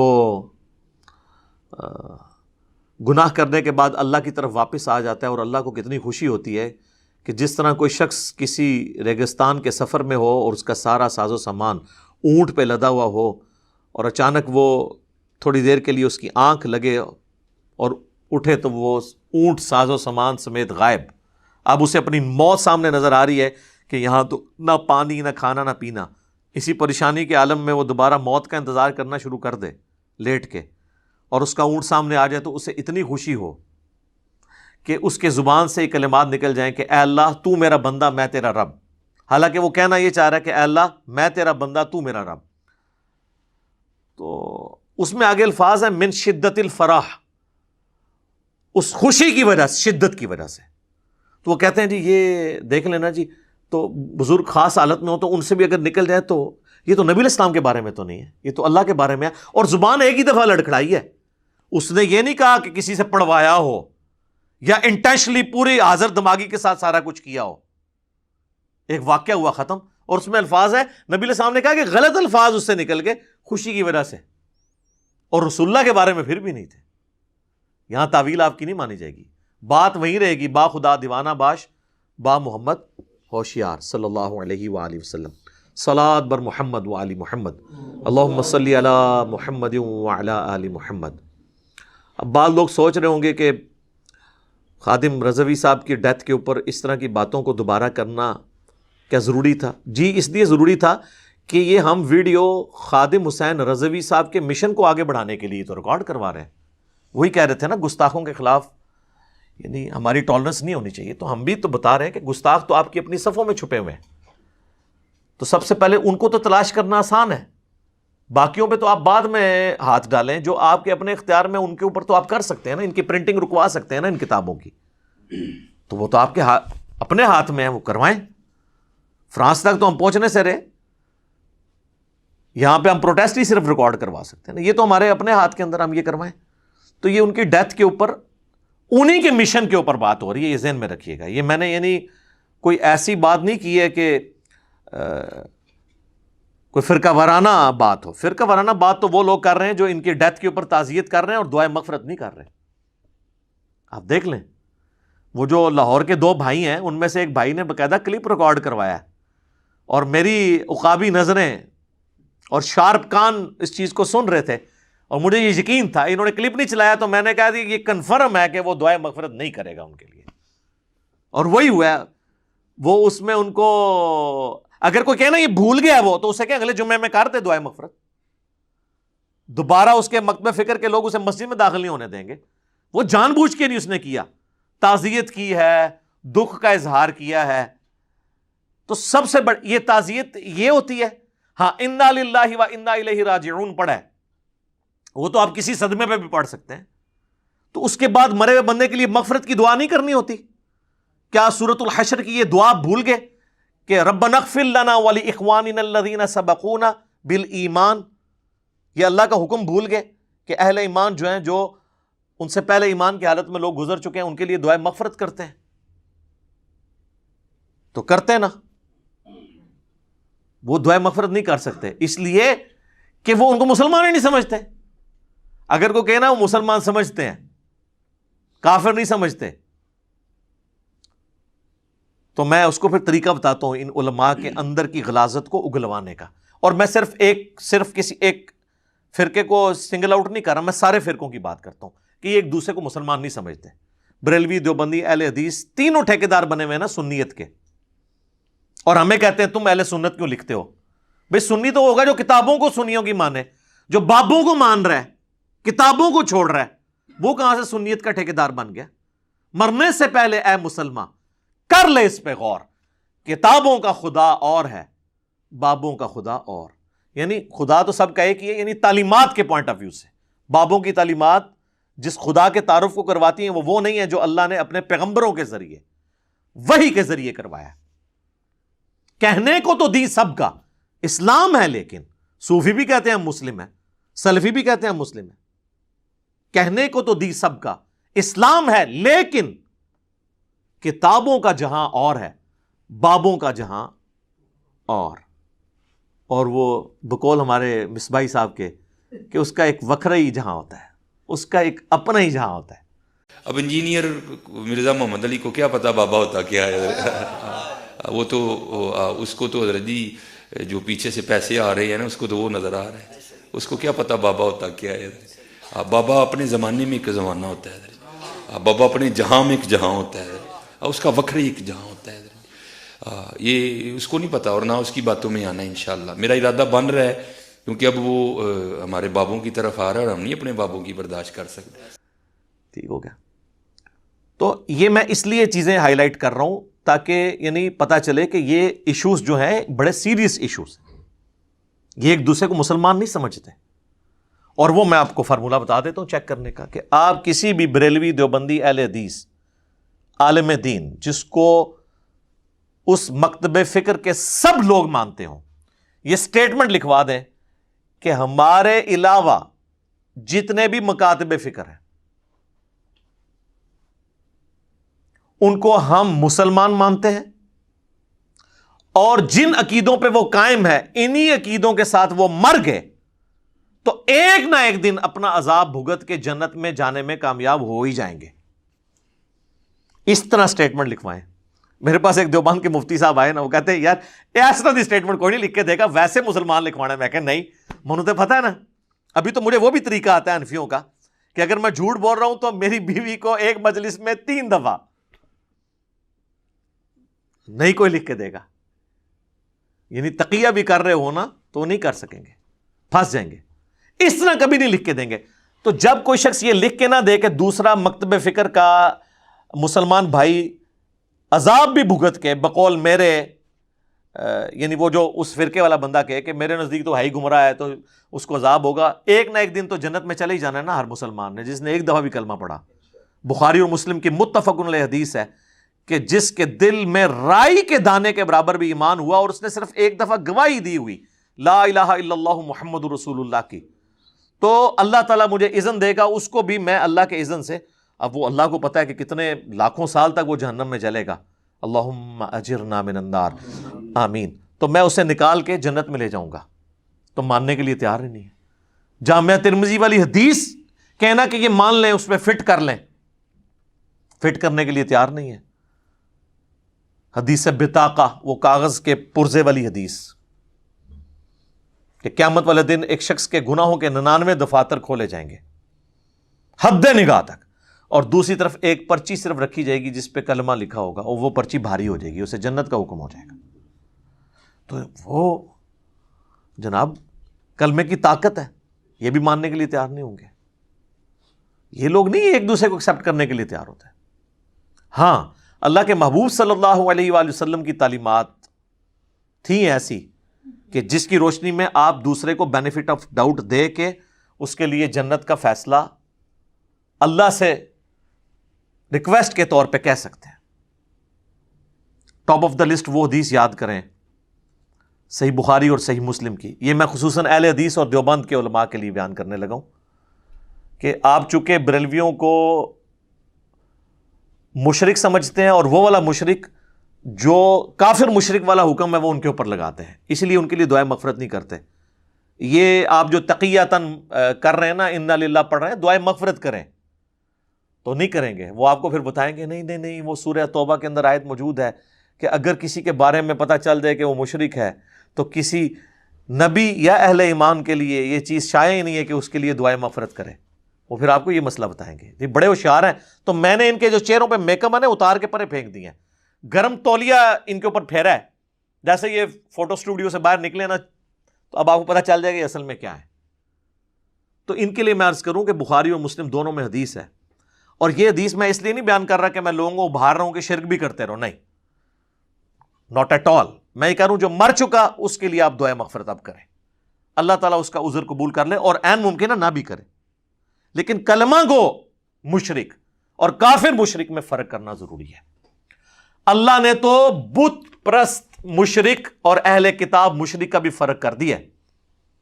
سورۃ المائدہ میں اللہ نے اجازت دے دی ہے کہ اہل کتاب کی عورتوں کے ساتھ تم نکاح کر سکتے ہو. حالانکہ اہل کتاب کا شرک سورۃ المائدہ کے اندر سورہ نساء اور آل عمران میں کھول کھول کے اللہ نے بیان کیا ہے، لیکن فرق نہیں کیا اس اعتبار سے جو یہ لوگ کر رہے ہوتے ہیں، اور وہ ان کو ایک ہی کیٹیگری میں ڈال دیتے ہیں. اللہ تعالیٰ نے جو بت پرست مشرک ہیں ان کے ساتھ نکاح کو حرام کر دیا سورۃ البقرہ میں، اور جو اہل کتاب مشرک ہیں ان کی عورتوں کے ساتھ نکاح کو جائز قرار دے دیا. اس میں صرف ایک تفرد ہے صحیح بخاری میں عبداللہ بن عمر کا، اور وہ کہتے تھے میں تو اس سے بڑا کوئی شرک نہیں سمجھتا کہ کوئی عیسیٰ ابن مریم کو اللہ کا بیٹا کہے. تو وہ اہل کتاب کی عورتوں سے بھی نکاح کو ناجائز سمجھتے تھے، لیکن یہ ان کا تفرد ہے، اجماع صحابہ کے خلاف ہے. خود تمام مفسرین جب ان کا یہ قول نقل کرتے ہیں، حافظ ابن کثیر نے بھی نقل کیا ہے، اس کو رد کیا کہ ان کی ذاتی رائے ہے، کیونکہ اللہ کو تو پتا تھا وہ مشرک ہیں.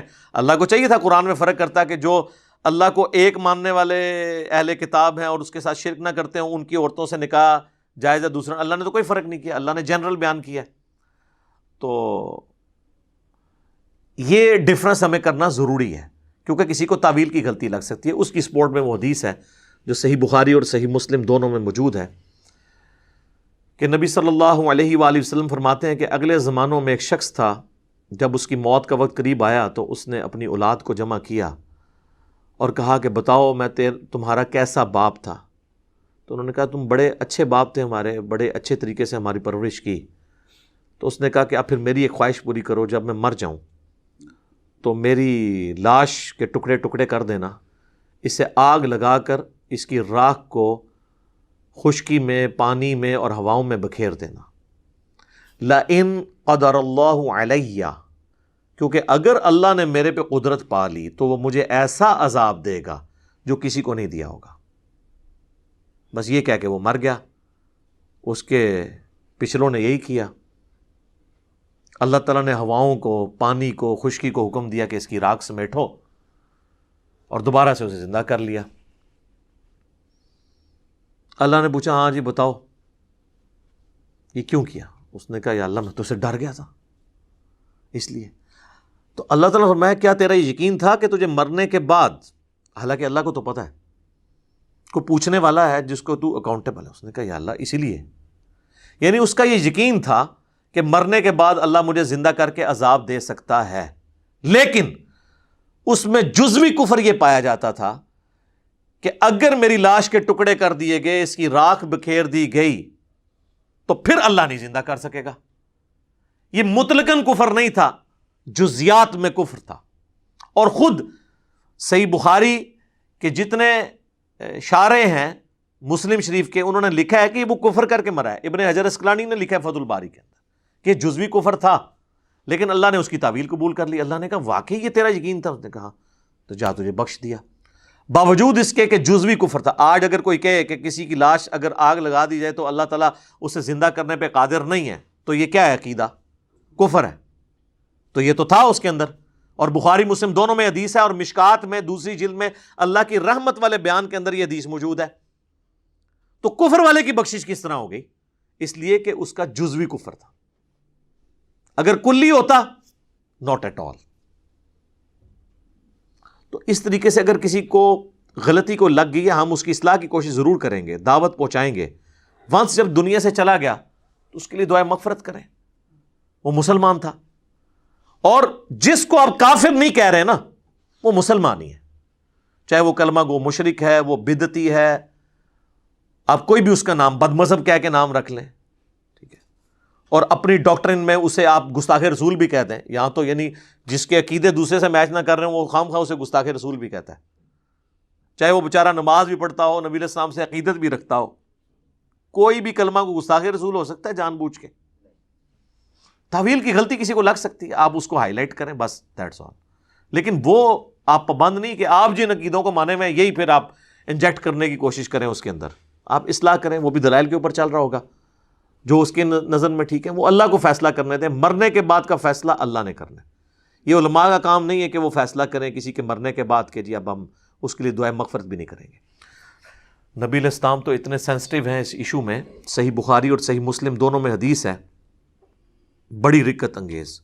اسامہ ابن زید جو نبی علیہ السلام کے لاڈلے ترین صحابی تھے، کیونکہ زید ابن حارثہ کے وہ بیٹے تھے.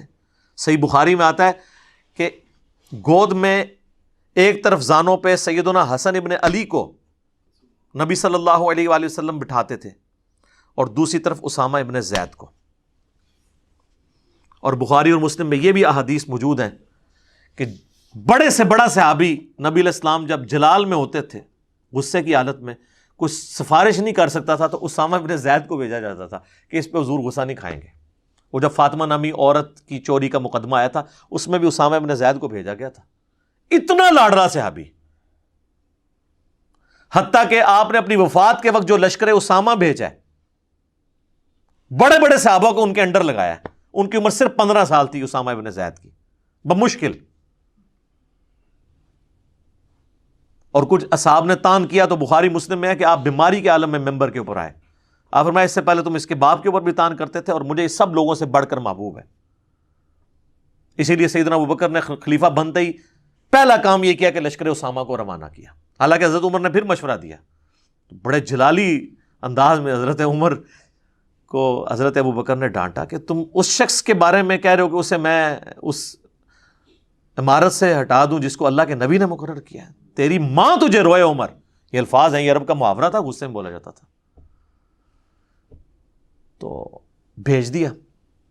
اب وہ اسامہ ہے، اور بخاری اور مسلم کے الفاظ ہیں، اسامہ ابن زید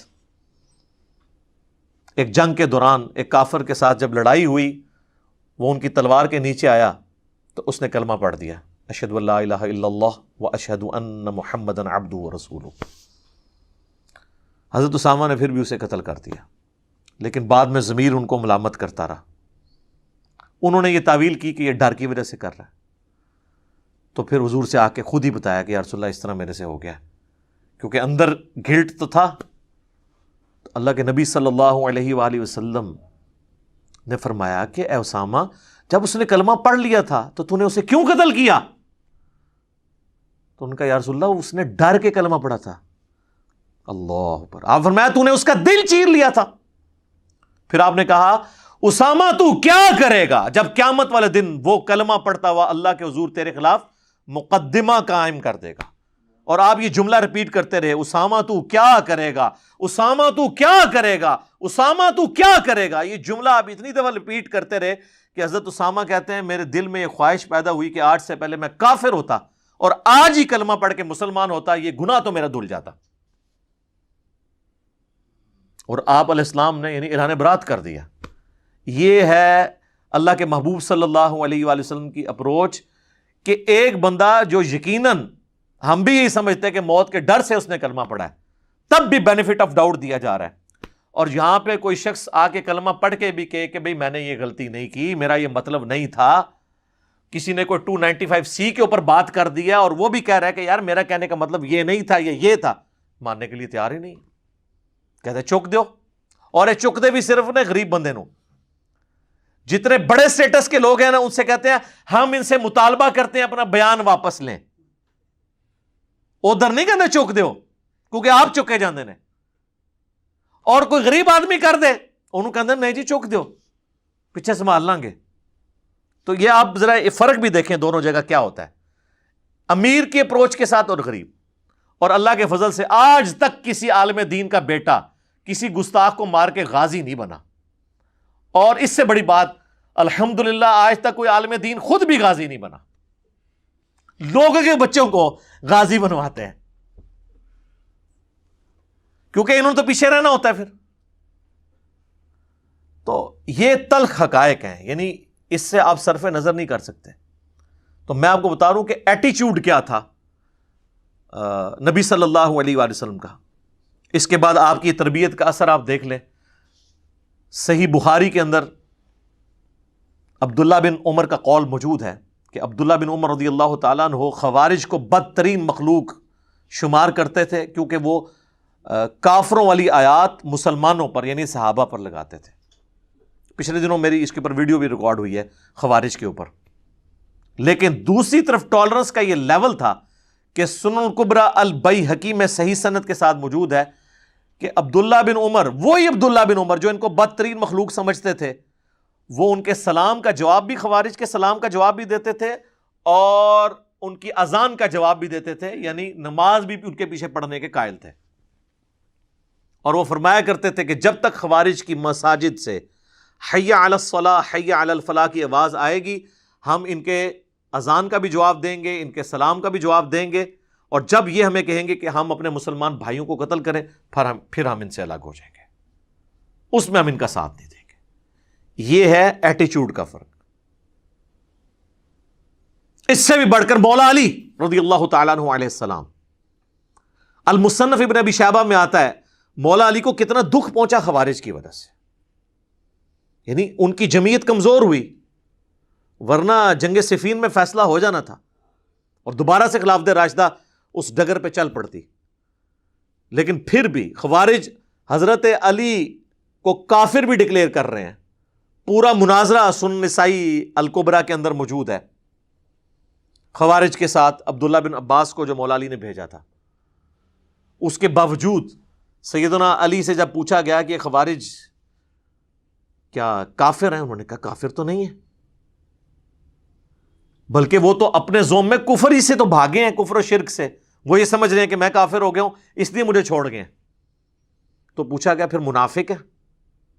ان کا منافق تو نہیں ہے، کیونکہ قرآن تو کہتا ہے کہ منافق تو اللہ کا ذکر نہیں کرتے ہیں مگر بڑا قلیل، بوجھل دل کے ساتھ.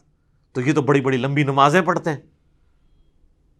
تو ان کا پھر اگر کافر بھی نہیں منافق بھی نہیں تو تیسری کیٹیگری تو مسلمانوں کی بچتی ہے نا. تو ان کا پھر یہ کیا ہے؟ انہوں نے کہا یہ ایک قوم ہے جنہوں نے ہم سے بغاوت کی ہے، یعنی ہم میں سے ہی نکلی ہوئی ایک قوم ہے، بغاوت کی ہے. سیدنا علی جو ڈائریکٹ افیکٹی تھے، انہوں نے خوارج کو نہ کافر کہا، نہ مشرک کہا، نہ منافق کہا، بلکہ کہا ایک باغی قوم ہے.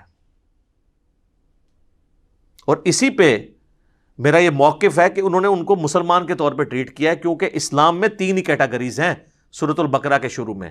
یا انسان کافر ہوگا، یا مشرک ہوگا، اسی کیٹیگری میں کافر و مشرک، دوسری کیٹیگری منافق، اور تیسری مسلم ہے. چوتھی تو کوئی کیٹیگری نہیں. اور جب مولا علی کہہ رہے ہیں نا وہ کافر و مشرک بھی نہیں منافق بھی نہیں، تو ظاہر ہے ان کو مسلمان ہی سمجھ رہے. تو یہ ایٹیچیوڈ تھا خلفائے راشدین کا، جن کی پیروی کا ہمیں حکم ہے. علیکم بسنتی و سنت الخلفاء الراشدین المہدیین. اسی طریقے سے آپ دیکھ لیں صحیح بخاری میں 695 نمبر حدیث ہے، جس کے اوپر باب کی ہیڈنگ میں امام بخاری نے باب باندھا ہے باغی اور بدعتی کے پیچھے نماز کا حکم. اور حسن بصری کا قول لے کر آئے ہیں کہ بدعتی کے پیچھے نماز پڑھ لو، اس کی بدعت کا وبال اسی پر ہوگا. اور پھر حدیث لے کے آئے کہ جب سیدنا عثمان خلیفہ راشد کو محصور کر دیا گیا ان کے اپنے گھر کے اندر، وہ مسجد میں جا کے نماز بھی نہیں پڑھ سکتے تھے، تو کچھ اصحاب حاضر ہوئے اور انہوں نے عرض کیا کہ مسجد میں باغیوں کا قبضہ ہے، جو بلوائی ہیں، بلوا کرنے والے، موب، اور ہمارے امام تو آپ ہیں اور فتنے کا امام مسجد میں نماز پڑھا رہا ہے. ہمیں خطرہ ہے ہم گناہ میں نہ مبتلا ہو جائیں اس کے پیچھے نماز پڑھ کے، آپ ہمیں کیا حکم دیتے ہیں؟ تو انہوں نے کہا کہ نیکی کے کاموں میں ان کا ساتھ دو، مسلمانوں میں نماز ہی تو ایک نیکی کا کام ہے، اس میں ان کا ساتھ دو اور برائی میں ان سے الگ رہو. یعنی سیدنا عثمان کی خلافت جن کی وجہ سے سٹیک پہ لگی ہوئی اور ان کی جان بھی سٹیک پہ لگی ہوئی، ان کے بارے میں بھی ان کا یہ ذہن ہے کہ وہ کہتے ہیں نہیں نماز ان کے پیچھے پڑھو. اچھا، اس سے یہ بھی پتہ چل گیا کہ حضرت عثمان اپنے وہ جو بلوائی تھے ان کو کافر اور منافق نہیں سمجھتے تھے، مسلمان ہی سمجھتے تھے. یہ کہتے ہیں نا وہ جو کوئی ایک یہودی پارٹی تھی جس نے حملہ کر دیا تھا، ٹھیک ہے، صرف آل امیہ کو بچانے کے لیے عبداللہ ابن سبا کا ڈھونگرے چاہتے ہیں. عبداللہ بن سبا کا جو کریکٹر ہے وہ بعد میں آیا جسے مولا علی نے قتل کروایا، تو پھر یہ بات اور طرف چلی جائے گی.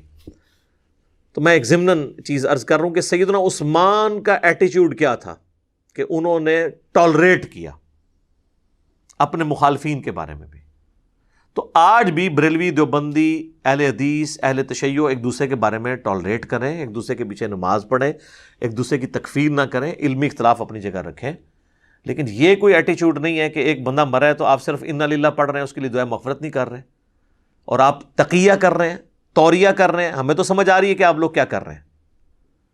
وہ جان بوجھ کے ایسا کر رہے ہیں کہ تاکہ اپنی پبلک نہ ان کو یعنی پکڑے، کیونکہ اپنی پبلک تو پھر پکڑے گی، یہ تو مشرک تھا. اور یہ میں صرف اہل حدیث کو سنگل آؤٹ نہیں کر رہا یا دیوبند کو، یہ حال بریلویوں کا بھی ہے. یہ نہ سمجھیں کہ وہ مطلب ان کو بہت اچھا سمجھتے ہیں، وہ تو ان کو شیطان کا سینگ سمجھتے ہیں، سیدھی سی بات ہے، وہ تو کوئی ٹالریٹ کرنے کے لیے تیار ہی نہیں۔ آپ حسام الحرمین پڑھ کے دیکھ لیں اعلیٰ حضرت کی، چوتھا فرقہ وہابیہ شیطانیہ، جو شیطان لعین ابلیس کے پیروکار ہیں، جس طرح کے روافض شیطان عطاق کے پیروکار ہیں، یہ انہوں نے لکھا ہے۔ بڑے یعنی سخت سخت الفاظ ہیں، تو کوئی ٹالریٹ کرنے کے لیے تیار نہیں ہوتے۔ پھر آپ دیکھ لیں کہ انہوں نے ان کے جو ملفوظات ہیں وہ بھی شرف اس جہلم شہر کو ہی حاصل ہے، یہیں سے چھپے ہوئے ہیں ملفوظات شریف۔ ویسے اعلیٰ حضرت .net ویب سائٹ پہ بھی رکھے ہوئے ہیں، انڈیا کے چھپے ہوئے، پاکستان میں جو ہے وہ بک کارنر جہلم نے پرنٹ کیے ہیں۔ اور میں آپ کو بتا دوں، وہ جو بک کارنر جہلم والے ملفوظات ہیں نا، اس کے بعد جو اعلیٰ حضرت کے مزار کی تصویر ہے نا، وہ میں نے ان کو گفٹ کی تھی، کیونکہ میں اس وقت بریلوی تھا۔ ہاں جی، تو وہ تصویر ان کے آنر نے مجھے کہا کہ اس طرح ملفوظات شریف چھپوا رہے ہیں۔ میں نے کہا تو بہت نیکی کا کام آپ کر رہے ہیں۔ تو میں نے کہا بار آپ مزار کی تصویر لگائیں، وہ اس وقت نئی نئی جو ہے نا وہ چھپ کے آئی تھی، دعوت اسلامی والوں نے چھاپی تھی، بڑی خوبصورت۔ تو میں نے فریم کا، وہ ویسے فریم ابھی بھی میرے گھر موجود ہے، میں آپ کو دکھا بھی سکتا ہوں۔ وہ فریم میں نے دیا تو اس کی انہوں نے پکچر کھینچ کے تو اس کو اس پہ ڈسپلے کیا، آپ جا کے بک کارنر والوں سے تصدیق بھی کر سکتے ہیں۔ تو وہ جو مزار اعلیٰ حضرت کی تصویر ہے، اس میں آپ نے دیکھ لیں، انہوں نے تو جب پوچھا گیا وہابیوں کی اذان کے بارے میں، تو جو ان کے کومنٹس ہیں، انہوں نے کہا ان کی مسجد تو گھر کے مانند ہے، یہ تو مساجد ہے ہی نہیں ہے، ان کی تو اذان ہی نہیں ہے، ان کی نماز بھی نماز نہیں ہے۔ اور ایون انہوں نے کہا کہ جی یہ مطلب اہل کتاب کا ذبیحہ حلال ہے، ان کا ذبیحہ بھی حلال نہیں ہے جی۔ تو اسی کی پریکٹیکل اپلیکیشن آپ کو وہ پچھلے دنوں نظر آ گئی تھی، وہ جب خادم رضوی صاحب کی ایک جو ہے وہ ویڈیو غلطی سے ریکارڈ ہو کے منظر عام پہ آ گئی۔ کہنا انہاں بڑیاں دے اخلاص منگو تو بڑے بڑے لوگ ان گداواں نو خیر پا ہی دیں گے۔ چلو جی چلیے، او بھابیاں دی اذان اے تے گڑا دے اے تے سور دے سور چل چلیے۔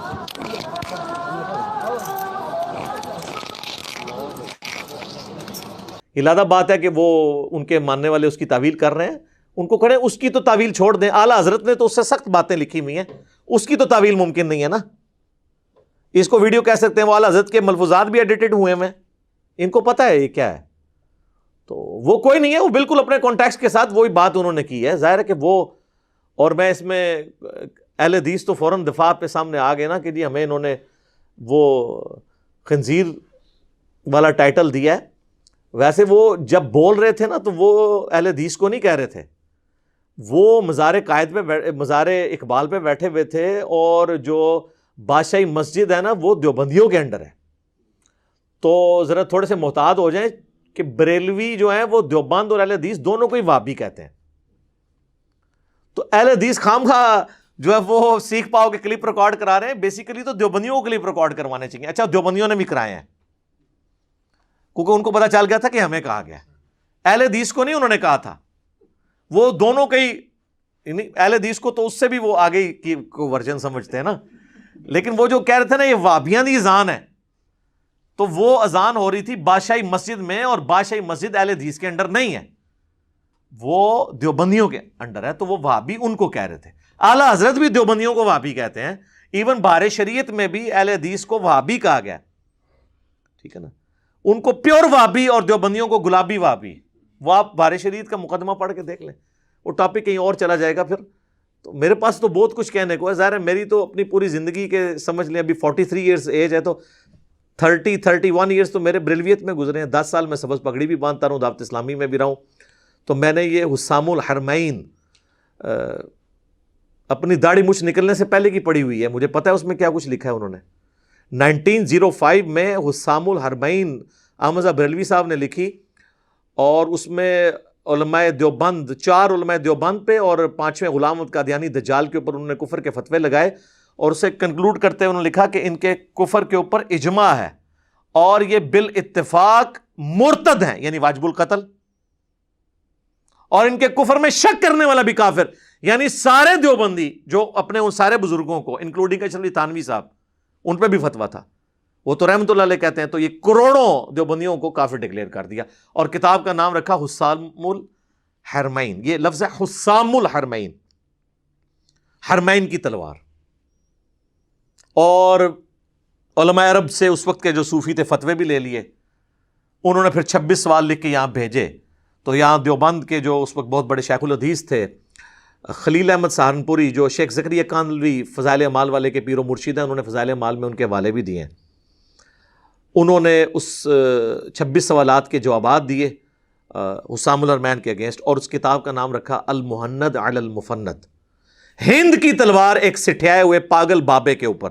اور پاگل بابا کسے کہا؟ احمد رضا بریلوی صاحب کو. اور اس میں انہوں نے لکھا کہ احمد رضا بریلوی اور ان کی پوری جماعت ایک شیطانی لشکر ہے جو ہمارے علماء دیوبند رضی اللہ عنہم پر حملہ آور ہوئی ہے، جس طرح کے شیاطین حملہ آور ہوتے تھے انبیاء کے اوپر.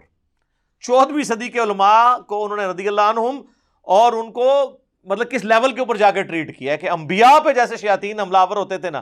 تو اس کا مطلب یہ ہے کہ دیوبندیوں نے المہند کے اندر بریلویوں کی پوری جماعت کو شیطانی لشکر ڈکلیئر کر دیا، کروڑوں لوگوں کو. تو مجھے بتائیں جن کے بزرگ اتنی بڑی بڑی دراڑیں ڈال کے گئے ہوں، تو اب وہ ایک پلیٹ فارم پہ کیسے اکٹھے ہوں؟ مجھے لوگ کہتے ہیں نا اتحاد امت.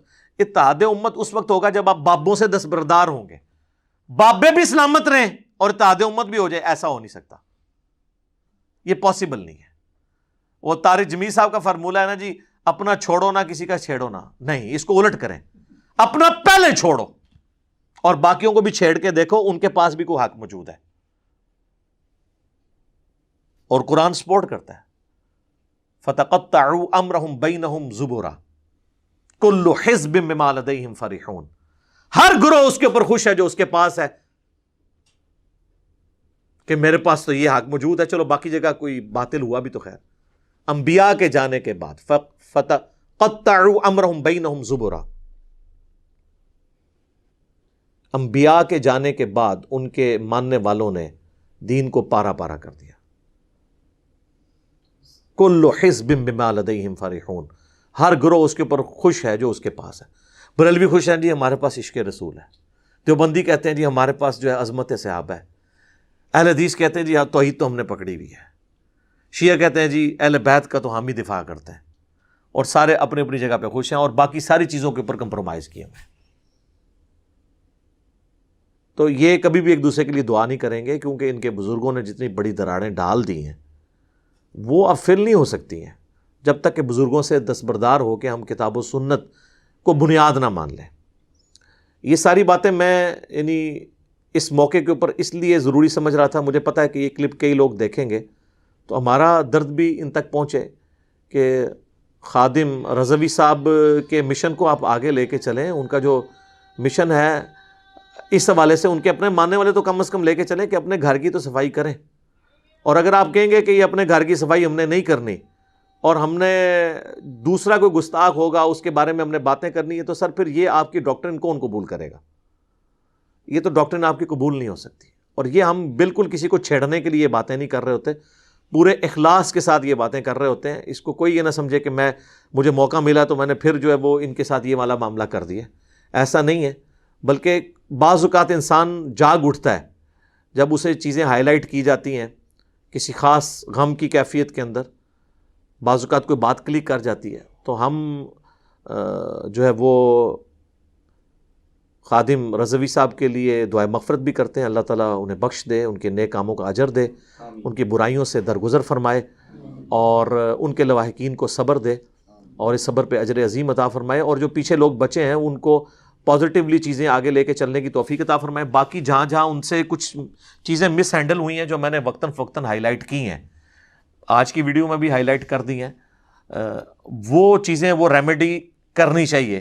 اس کے اندر امپرومنٹ والا جو معاملہ ہے وہ مسلسل جاری رکھیں. ظاہر ہے کوئی بھی شخص پرفیکٹ نہیں ہوتا، تو میں نے کچھ چیزیں ہائی لائٹ کی ہیں. تو ہم باقی ملکوں کے جو گستاخانہ خاکے ہیں ان کو تو ہم کنڈیم ضرور کریں گے، لیکن جو ہمارے اپنے اختیار کے اندر ہے ہم وہاں پہ تو چیزوں کو ایڈریس کر سکتے ہیں. اور باقی میں نے جو ہے وہ یہ پشاور انسیڈنٹ جو ہوا تھا، جو ایک گستاخ رسول کو ایک بچے نے قتل کیا تھا، اس کے اوپر میں نے کاؤنٹر نیریٹو بھی سامنے رکھا تھا کہ 295C کے حوالے سے کہ ہمیں اس شک کے ساتھ کوئی یعنی اختلاف نہیں ہے. اصل چیز یہ ہے کہ اگر کسی کے اوپر لگانے لگے ہیں تو ایک دفعہ اس کے اوپر توبہ پیش کریں, جو آپ خود بھی کرتے ہیں کہ جب کوئی بڑا کوئی وزیر کوئی لیڈر بات کرتا ہے تو آپ کہتے ہیں توبہ کرے بیان واپس لے, اور غریب آدمی کا کہتے ہیں چوک دیو. تو توبہ کی شک 295C میں آنی چاہیے. اگر کسی سے غلطی سے ہو گیا تو کوئی بھی یہ جان بوجھ کے نہیں کر رہا ہوتا, توبہ کر لے. یہ کہتے ہیں نہیں جی توبہ قابل قبول ہی نہیں ہے. تو اس میں مجھے اختلاف ہے, اس کے اوپر میں نے کئی دفعہ گفتگو کی ہے, وہ اپنی جگہ موجود ہے, آپ دیکھ سکتے ہیں. تو توبہ والا معاملہ رکھنا چاہیے. آپ خود بھی ہمارے sitting prime minister Imran Khan صاحب کے اوپر کئی دفعہ گستاخی کا فتویٰ لگایا اور ہمیشہ یہ کہا کہ وہ توبہ کرے. لفظ ذلیل کے اوپر بھی میری بھی ویڈیو آئی تھی, تو میں نے اس میں بھی کہا تھا کہ اس سے توبہ آپ ڈیمانڈ کر رہے ہیں. باقی غریب آدمی جو ہوتا ہے آپ اس کو اٹھا دیتے ہیں, اس پہ 295C لگا دیتے ہیں. تو سب سے توبہ ہی ڈیمانڈ کیا کریں. ہاں جب کوئی عادی مجرم بن جاتا ہے اور وہ توبہ پہ آمادہ نہیں ہوتا, وہ تو فساد فی الارض آتا ہے, تو وہ 295C کی سزا تو میں قرآن سے سورۃ المائدہ کی آیت نمبر 32-33 میں جو آیت محاربہ کے حوالے سے سزا آئی ہے اس کے تحت ہم اس کو واجب القتل سمجھتے ہیں. مجھے کوئی اس میں آر نہیں ہے, اور نہ ہمیں اپنے عشق رسول کا سرٹیفکیٹ کسی سے لینا ہے. ہاں الحمدللہ جس نے سرٹیفکیٹ لینا ہے ہم سے آگے ضرور لے لیں. جس کو زیادہ شوق ہے نا سرٹیفکیٹ دینے کا, تو وہ پھر اس کو ہم یہ کہیں گے ہم سے آ کے لے. ویسے اگر کوئی کسی کو نہیں ہے تو کوئی ٹھیکیدار نہیں ہے اس کا. ہر مسلمان جو ہے وہ محبت رسول رکھتا ہے. لیکن وہ لوگ جو دوسروں کی عبارتوں کو تو گستاخانہ کہتے تھے, اپنی عبارتیں نکلی تو وہ امتحان میں ہی آگے فیل ہو گئے. تو اب سرٹیفکیٹ تو ہم سے چاہیے نا. پھر کل تک اشرف علی رسول اللہ تھانوی تو یہ کلمات کفر تھے, بالکل ہم بھی کہتے ہیں. جب چشتی رسول اللہ نکلا تو معرفت کی بات بن گئی ہے. کل تک یہ تو ہو گیا اسپیسیفکلی بریلویوں کے حوالے سے. اب دیوبند کے حوالے سے کل تک دیوبند والے تو کہتے تھے قبروں سے مانگنا شرک ہے. جب ہم نے ان کے بزرگوں کے قبر پرستی کے واقعات نکالے, میرا یوٹیوب پہ کلپ بھی ہے علماء ماموں کیسے بناتے ہیں, وہ آپ دیکھیں کہ قاسم نانوتوی صاحب مرنے کے 6 سال کے بعد قبر سے نکل کے دیوبند کے 2 مولویوں کی صلح کرا کے دوبارہ واپس چلے گئے, خواب میں نہیں بیداری میں. اور کئی ایک شرکیہ واقعات جب میں نے ان کے نکالے, تو پھر امتحان تو اسی وقت آتا ہے نا جب آپ کی غلطی نکلے. ویسے تو آپ کو ہر چیز توحید نظر آ رہی ہوتی ہے, اور دوسرے کی شرک. اہل حدیث پہ برا وقت آیا کہ اہل حدیث کہتے ہیں دیکھیں جی ہمارا تو ہر مسئلہ جی سیدھا سیدھا قرآن حدیث سے ثابت ہوتا ہے. ہم نے کہا جی سیدھا سیدھا آل امیہ کی بدماشیاں بخاری مسلم میں لکھی ہیں, اور مولا علی کا دفاع جنگ جمل صفین نہروان کے اوپر جب میں نے کیا ان کتابوں سے, ٹھوس ہو گئے. اب تو وہ مطلب حدیثوں سے ہی لانے برات کر رہے ہیں. وہ کہہ رہے ہیں نہیں بس حدیث جو ہے نا وہ لکھی رہنے دو, اور تھوڑی حدیثیں بیان کرنے والی. تو سر بریلوی بھی تو یہی کہتے ہیں کہ قرآن میں صرف یہی آیت رہ گئی ہے قل انما انا بشر مثلکم وما ارسلناک الا رحمۃ للعالمین, نہیں ہے بیان کرنے کے لیے. قل ان کنتم تحبون اللہ فاتبعونی یحببکم اللہ, نہیں ہے بیان کرنے کے لیے. انا ارسلناک شاہدا ومبشرا ونذیرا وداعیا الی اللہ باذنی وسراجا منیرا, بیان کرنے کے لیے نہیں ہے. مڑ مڑ ہی پڑھ دو, کہتے نہیں عقیدہ ہے. تو سر یہ بھی تو عقیدہ ہے. صحیح مسلم میں حدیث ہے 240 علی سے محبت نہیں رکھے گا مگر مؤمن, علی سے بغض نہیں رکھے گا مگر منافق. یہ عقیدہ ہے. علی کی محبت اور علی کے دشمنوں کی محبت ایک دل میں جمع نہیں ہو سکتی. اور یہ دشمن بھی وہ والے دشمن جو توبہ کیے بغیر مر گئے. جنہوں نے توبہ کر لی, جس طرح اصحاب جمل ہیں, ان کا معاملہ الگ ہے. میں ان کی بات کر رہا ہوں جنہوں نے توبہ نہیں کی ہے.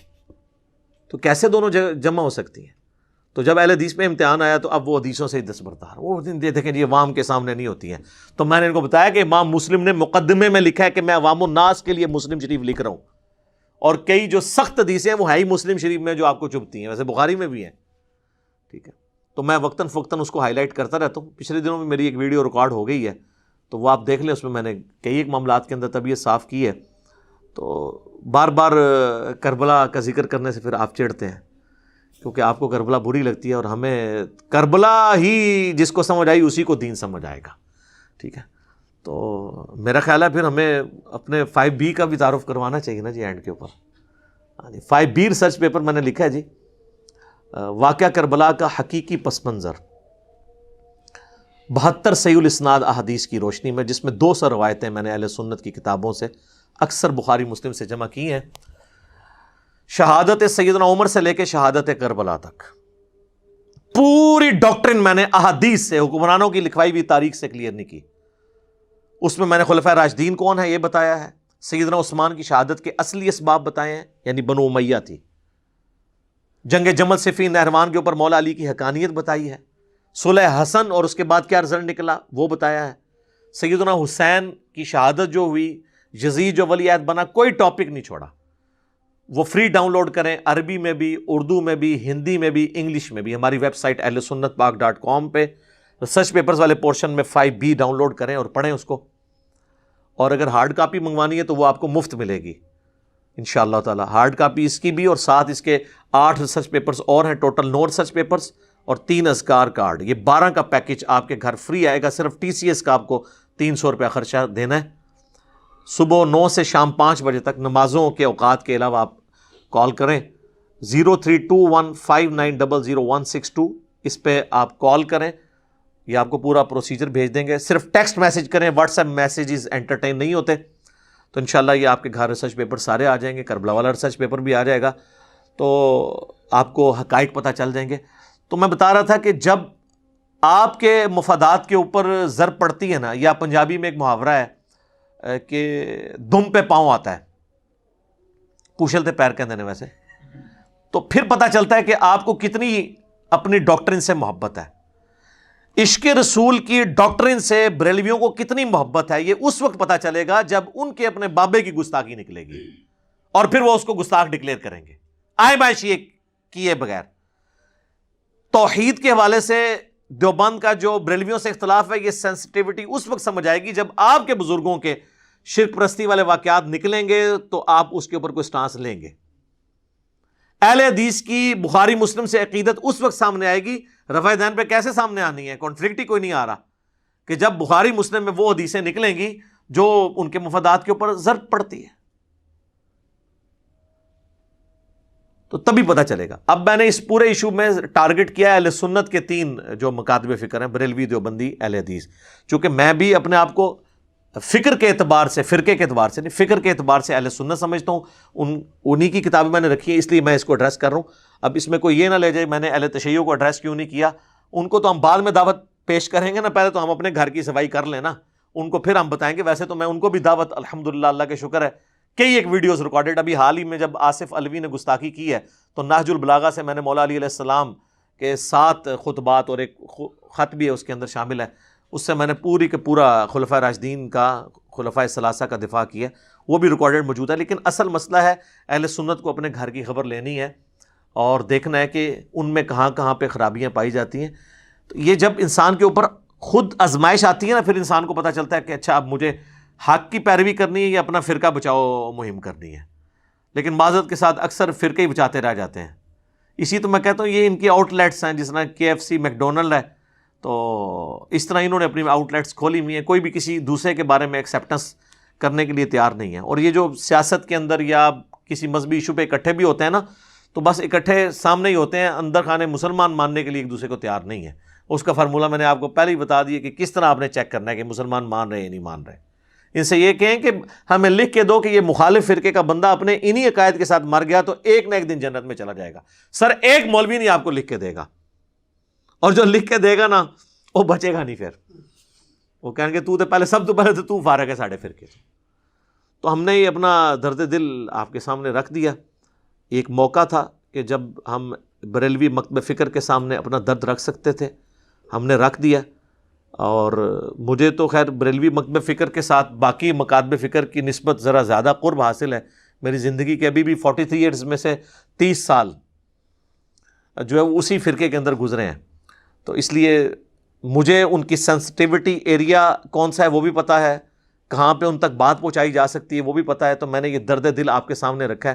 اب آپ نے اپنے علماء سے پوچھنا ہے کہ کب وہ ان گستاخانہ عبارتوں کی یا یہ خاکے جو آپ کی کتابوں میں بنے ہوئے ہیں اس کی صفائی کریں گے. تو انشاءاللہ جب آپ اس تک پہنچیں گے تو آپ بھی انشاءاللہ ایک دن آئے گا کہ جھوم کے کہیں گے کیا کہ نہ میں وہابی، نہ میں بابی، میں ہوں مسلم علمی کتابی. نہ میں سو کالڈ وہابی ہوں اور نہ میں بابوں کا دفاع کرنے والا باب بھی ہوں، میں علمی کتابی مسلم ہوں. اور اسی پہ میرا فخر ہے کہ میں مسلمان ہوں الحمدللہ. اور یہی دیکھیں ہم نے اس کو پریکٹیکلی ثابت کیا ہے. یہ واحد پلیٹ فارم ہے, 1 روپے کا چندہ نہیں کسی سے لیتے, کوئی مسجد لادہ نہیں بنائی ہے, سب کے پیچھے نمازیں پڑھتے ہیں, کوئی مدرسہ لادہ نہیں بنایا, کسی کی تکفیر نہیں کرتے, الٹا ان کے لیے دعائیں مغفرت کرتے ہیں, اور باقیوں کو بھی کہتے ہیں ان کے پیچھے نمازیں بھی پڑھو. لیکن یہ ایک دوسرے کے ساتھ کیا کرتے ہیں, وہ آپ کے سامنے اور توریہ کر کر کے, دھوکے دے دے کے, پبلک گیدرنگ میں اور واٹس ایپ گروپس کے اندر کچھ اور, ویڈیوز کے اندر اور. اب یہ دیکھ لیں وہ لاہور کے مولانا کوئی ویڈیو میں آگے وہ کہہ رہا ہے کہ نہیں جی وہ ویڈیو ایڈٹ ہوئی ہے ان کی, وہ اذان والے مسئلے کے اوپر, اور واٹس ایپ گروپ میں کیا کہہ رہا ہے کہ جی اس نے یہ اس لیے بات کی ہے کہ وہ اس کو غصہ تھا ہمارے اوپر. ٹھیک ہے نا, تو آپ کس کو دھوکہ دے رہے ہیں؟ آج کل تو چیزیں جب تک آپ ظاہر اور باطن میں ایک نہیں ہوں گے نا, آپ اب نہیں بچ سکتے, ناممکن ہو چکا ہے, کیونکہ اب یہ میڈیا کا دور ہے. آپ کی کوئی بھی چھپی ہوئی چیز ہے وہ سامنے آ جائے گی, ویڈیو کی فارم میں آ جائے گی, آپ جو مرضی کر لیں. تو چند ایک گزارشات تھی, میں نے یہ آپ کے سامنے رکھ دی. اللہ تعالیٰ سے دعا ہے جو حق بات میں نے کہی اللہ تعالیٰ ہمارے دلوں میں راسخ فرمائے. اگر جذبات میں میرے منہ سے کوئی غلط بات نکل گئی تو اللہ تعالیٰ ہمارے دلوں سے ہی معاف کر دے, ہمیں معاف بھی فرما دے, ہمیں کتاب و سنت کی تعلیمات پر عمل کر کے دوسرے بھائیوں تک پہنچانے کی توفیق عطا فرمائے. سبحانک اللہم و بحمدک اشہد ان لا الہ الا انت استغفرک و اتوب الیک وما علینا الا البلاغ المبین. جزاکم اللہ خیرا.